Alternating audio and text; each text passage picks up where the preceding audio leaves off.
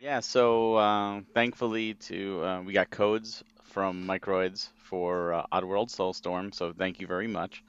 Just full disclaimer, Oddworld Soulstorm is the next entry in the Oddworld series. I believe it's like a remake of the first game actually. It came out, or it's coming out on November 18th for the Switch. It was developed by Oddworld Inhabitants and again published by Microids. This is a two-dimensional uh, platformer, but it's more than platformer, and it has like stealth. It has escorts, almost like lemmings. It's got some kind of puzzles, different types of physical puzzles, like physics puzzles, like with angles, with throwing things. Uh, Very challenging, and a game that will test your patience. Thankfully, has a lot of checkpoints. Beautiful graphics, interesting story, beautiful cutscenes. But I'm really curious what your thoughts are on Oddworld Soulstorm. So let's go to Greg. It should be pretty fresh in your head. So, what were your thoughts?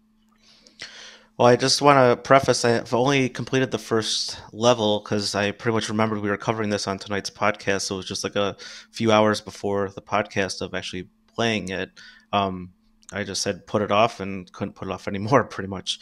But the I really enjoyed those cutscenes that you were saying, like talking about. They're very articulate and very like detailed, and like all the story elements are very like strongly represented, and definitely got me very engaged and interested to see where it goes. The actual gameplay, it seems like it kind of worked for me for the most part. I did have a little trouble kind of doing some of the jumps and controlling. Like the movement is not quite as fluid as I was expecting, but I'm sure it's just like a learning curve that I need to pick up on. And then in addition, like the actual like when you're equipping items was kind of difficult for me at the first time, like when you first get the water bottles for the first intro cave. So like it was saying to like go into your inventory and then you can equip them. So then I hit the X button and it opened up an inventory, and then I was see the water bottles. I'm like adding it, and that's adding it to these unknown areas of the interface, and I'm trying to then put out the fires, and it was not allowing me to throw any. Like it was throwing empty air because it wasn't in my hand. So like after like it took at least like 10 minutes for me to figure out what the heck was going on. Like you actually have to hold down X and then it opens up an actual menu to equip the bottles. And once that was solved, then it was no problems going forward. But I was kind of uncertain why they would have a button do two different functions in two different areas that didn't accomplish the same end goal. But I don't know if you need the full inventory like later on for other things, but having that go to two different areas and doing two different things in my eyes seemed awfully confusing and was somewhat difficult to figure out the first time through.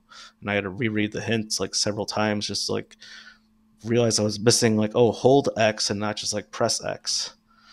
Yeah.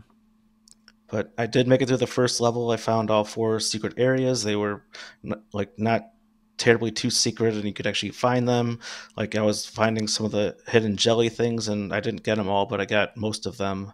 I probably missed. I didn't realize there was gonna be lots of secrets in the level, so I wasn't really thoroughly exploring in the first parts of the game. So it was probably like in the first parts of the first level that I didn't get to. So overall, I was very interested, and it seems pretty like a solid game to going through and playing more of later down the line. I don't know what you thought, Steve. Yeah, I what you're saying is definitely it's striking a chord with me as well. And I was like, "Oh yeah, yeah, yeah, I can totally see why he also Yep, Greg also struggled with that. Okay, good. Good. That means I'm not just alone in this. So, yeah, I'll say from the very beginning, Barry alluded to this earlier. The game absolutely looks amazing. One of the best looking games on the Switch for sure.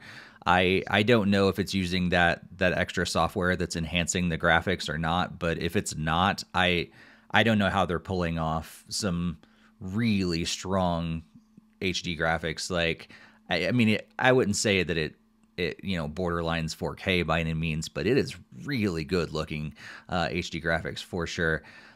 Even the mouths, I thought they did a really good job with. A lot of times Nintendo games especially the mouths don't line up with the speech, but this one did really well. And then the cutscenes, they lined it up really well. It wasn't like really, disconnect and stuff.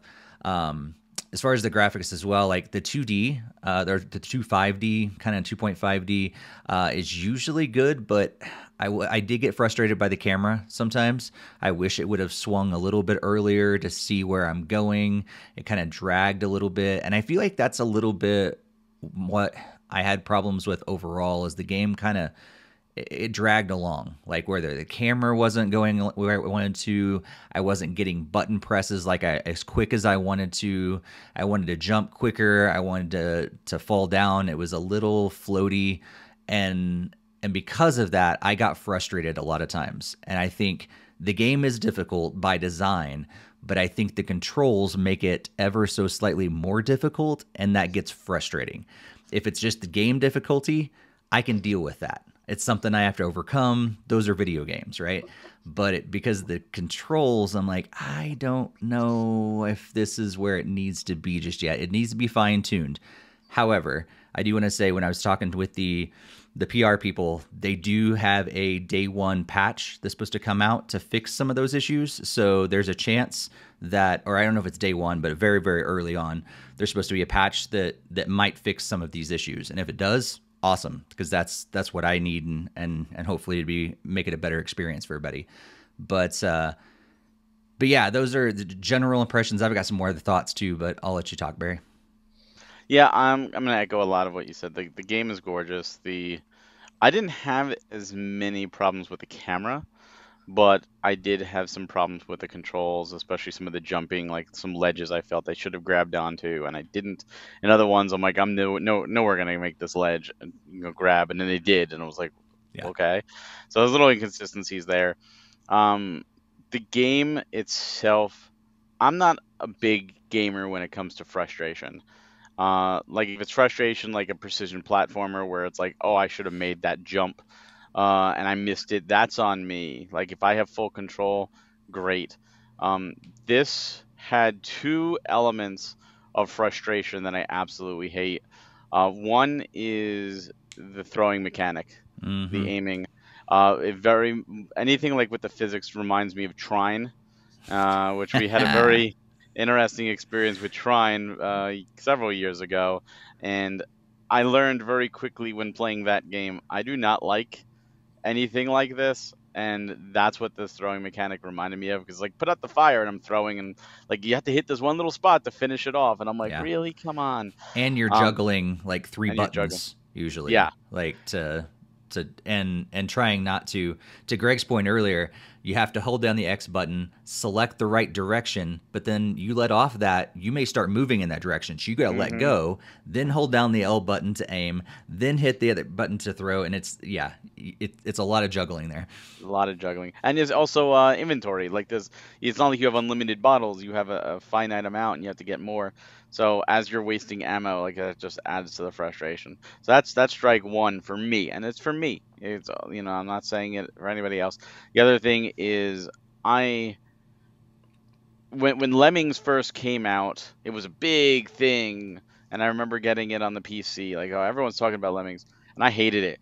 I hated it because it was frustrating, because they were just walking off cliffs and like not listening, and it just became more and more frustrating to try to get as many lemmings to the end.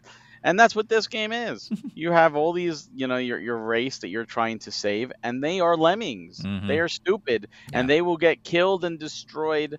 And they're, if you don't care about saving them, you get the bad ending. But if you want the good ending, you got to save them, and then you get like extra bonus levels and stuff. And I'm just like it frustrates me when I'm doing everything so great, and then the computer AI gets killed, and I have to worry about them, and like that pulls me out of the game and makes me not want to continue. And that's, again, me. If that's something you're great at doing and you love doing and it sounds up your alley, that is perfectly fine. But those two things, those two elements were my biggest strikes against the game, because everything else looks great.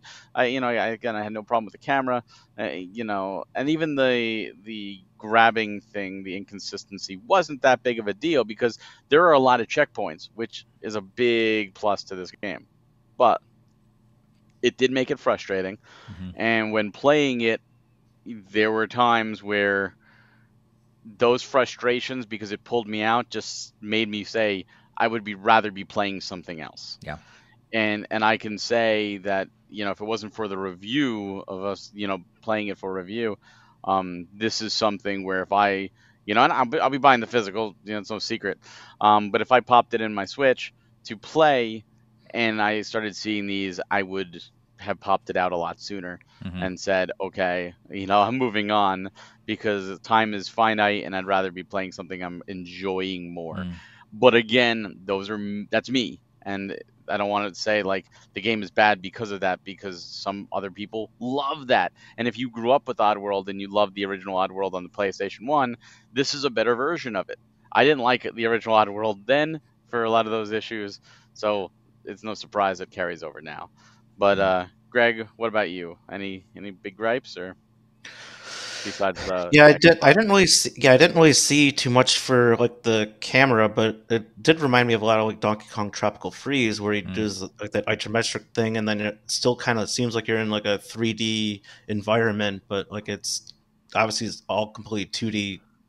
Like while you're actually like movement and whatever, just like the plane just shifts to move in different directions. But um, yeah, outside like the aiming mechanic stuff and having to like pretty much hold all the buttons down, it was for the most part pretty.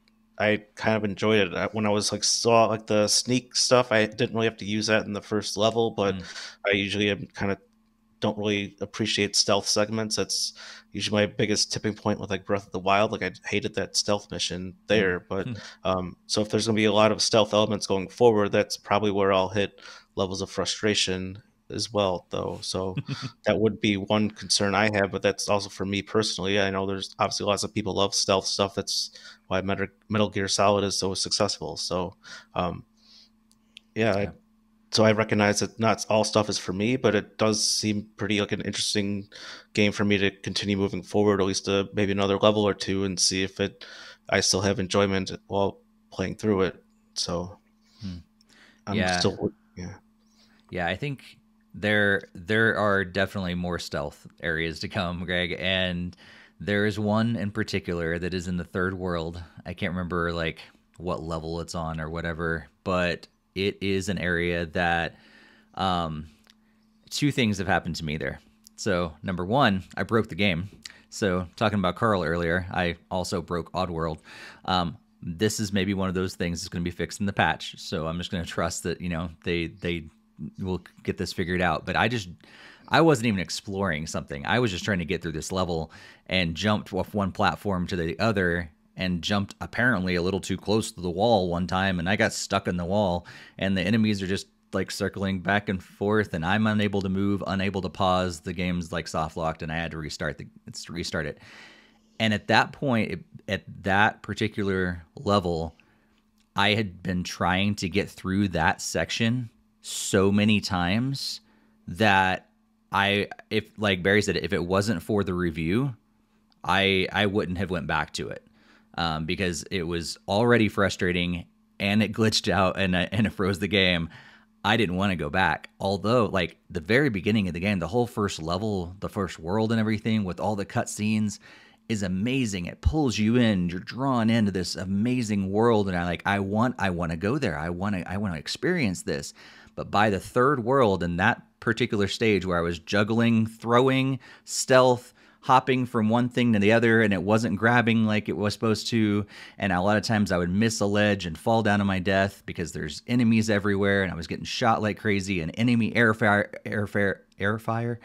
coming from the top, all these different things, and I was having to get through this level, and then it glitches out, and that was very frustrating. So unfortunately, yeah, that there you do get to those kind of frustration levels that I think overtake, unfortunately, the amazing cutscenes and the amazing story and all these other things that are really, really good about this game. It's not fully polished like it should be, which is weird because it's a remake and an enhanced edition. They've spent a lot of time on this game. Like, I'm surprised that those kind of things still exist. but This I don't also know. came out on PS4, 5, and Xbox, I think, last year. Mm-hmm. And there were bugs then when the game launched last year on those systems. So you would think at this point those things would have been polished by now, Yeah. because it is a later Switch port. And I know like the physical requires a download as well because it is a bigger game, which is always unfortunate. And by all our accounts, it seems like the physical wouldn't be complete anyway because this coming up patch seems to hopefully alleviate some of these issues. But now the game itself is on the eShop is $49.99, so it's a $50 price tag. Um, Greg, thoughts on the price? Do you recommend this at $50 for somebody to play this, or is this a wait for sale or pass entirely? I would probably put this more as like a wait for a pretty decent sale, or even like the pass entirely. After hearing both like your guys' like commentary, I feel like sometimes we kind of like align on a number of things, and I think this is probably something that we kind of feel like more aligned on. So if you are absolutely into like stealth games and like the action adventure kind of style, then that's easily a must buy for you. But for like me personally, I probably wouldn't pick this up, at least unless it was probably at least like 50% off or so, because like if there's gonna be freezing glitches that were preventing you from moving on, and also like some of the difficulty of just like learning the games and the controls, and it's already natural higher difficulty level, I don't think that people will want to experience frustration unless that's the kind of games that you enjoy. So that's where I would stand on that. What about you, Steve? Yeah, I think I'd agree. I think it's got so much potential, and I think that's the hard thing is because if it hadn't been out for a long time already, and this is a brand new game, and we found this, and we're like, oh yeah, like it's got potential if they fix the bugs. This could be a great experience because there's so much promising things in this game, like the story, the cutscenes, the graphics overall. I like the platforming. I like the idea of it's stealth, but it's not too much stealth. It's like the challenges are fun and all those things, but this is a game that's been out for a while and it's been on other systems and they still have these issues, and that's unfortunate. So I wouldn't say skip it altogether, but if they fix some of the patches or some of the stuff with patches, I'd still say wait for it to be on sale. If you can find it for 25-30 bucks, and you enjoy a good platforming game with an amazing story. I mean, honestly, if this is not an option, but if it were, like just to get a download of a movie of just the cutscenes, heck, watch those. They're great. They're fantastic. Like I want to watch an Oddworld movie after this. This is what I want to experience. The game is a little too frustrating for me to recommend. I'm gonna echo both of you. I've never been an Oddworld fan, so this isn't the game that made me an Oddworld fan at all either. I do think if you are an Oddworld fan and you really enjoyed the first one, then yes, $50, it's a no-brainer because you already know what you're getting into. If you're unsure with all the other games coming out this year, and if you past games, if you haven't played them, I definitely recommend waiting for a sale. Watch some other reviews in addition to ours. Look up some gameplay. See if it's your cup of tea. And of all else, like Steve said, like YouTube the cutscenes because the cutscenes are really cool. And again, like there's some games where sometimes the story is just better than the gameplay.